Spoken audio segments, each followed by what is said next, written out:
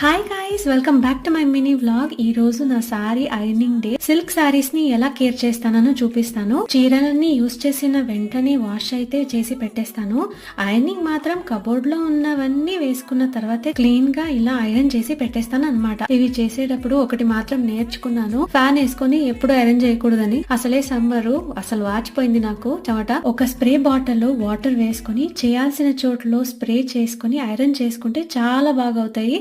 చూడండి, డిఫరెన్స్ చాలా చాలా బాగా వస్తుంది. ఇదే పని మనం బయట డ్రై క్లీన్ కి ఇస్తే $15 to $20 అంటే 1400 to 1600 రూపీస్ తీసుకుంటారు. అండ్ ఈ సారీస్ వాషింగ్ అయితే మనం ఒక నెట్ బ్యాగ్ లో వేసి హెయిర్ షాంపూ వేసి కోల్డ్ వాటర్ లో వాష్ చేసేస్తే చీరల్లో ఉన్న షైనీనెస్ అయితే అసలు పోదు. ఐరన్ చేసుకోవడానికి అయితే పెద్ద చోటు కావాలి, చిన్న ఐరన్ టేబుల్ అయితే అసలు సరిపోదు. అందుకని నా బెడ్ లో చక్కగా ఐరన్ చేసుకుంటున్నాను అనమాట. ఈ వీడియో నచ్చితే గనక లైక్ కొట్టడం అయితే మర్చిపోవద్దు. బాయ్.